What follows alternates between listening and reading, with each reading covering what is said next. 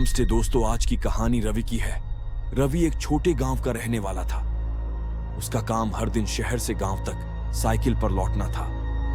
हर रोज की तरह आज भी रात का वक्त था और सड़क सुनसान थी। आसमान पर काले बादल छाए हुए थे और सिर्फ रवि की साइकिल की घंटी और पैडल की हल्के से सुनाई देती आवाज अंधेरे में गूंज रही थी।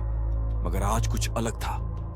आज हवा भी अजीब सी थी, ठंडी, बोझिल, जैसे अपने साथ कोई बड़ी मुसीबत लेकर चल रही हो।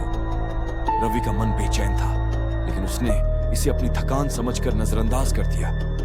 साइकिल की हेडलाइट धीरे धीरे धीमी होने लगी। पहले रवि को लगा कि बैटरी कमजोर हो गई होगी, मगर फिर लाइट बिल्कुल बुझ गई। अंधेरा इतना गहरा था कि अपनी उंगली भी ना दिखाई देती। उसने साइकिल रोकी और अपने मोबाइल की टॉर्च जलाने की कोशिश की, लेकिन मोबाइल डेड था। तभी उसे एहसास हुआ कि हवा बिल्कुल रुक गई है। पेड़ के पत्ते भी हिलना बंद हो गए और तब उसने सुना हल्के हल्के कदमों की आवाज बिल्कुल उसके पीछे। पहले धीरे, फिर तेज और तेज। रवि का दिल जोर जोर से धड़कने लगा। उसने पीछे मुड़कर देखा, मगर अंधेरे के सिवा कुछ नहीं था। उसका सांस तेज हो गया। उसने साइकिल का पैडल और तेज किया। उसकी सांस फूल रही थी, पसीने से तर हो गया था, लेकिन कदमों की आवाज उसका पीछा नहीं छोड़ रही थी। वो और तेज हो गई थी, जैसे कोई उसके करीब आ रहा हो। कौन है? रवि चीखा, लेकिन जवाब नहीं आया। साइकिल की चेन अचानक अटक गई और रवि ने गिरते गिरते अपने आप को संभाला। घबराहट में उसने साइकिल को छोड़कर भागने की सोची, लेकिन तभी एक ठंडा हाथ उसके कंधे पर महसूस हुआ।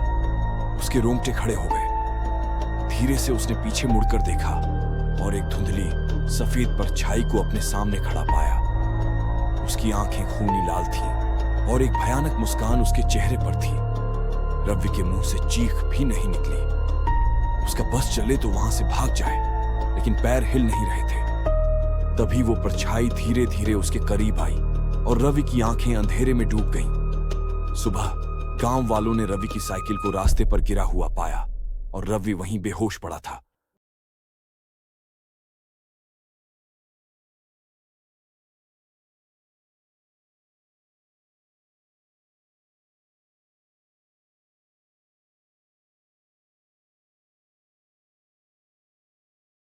में बताए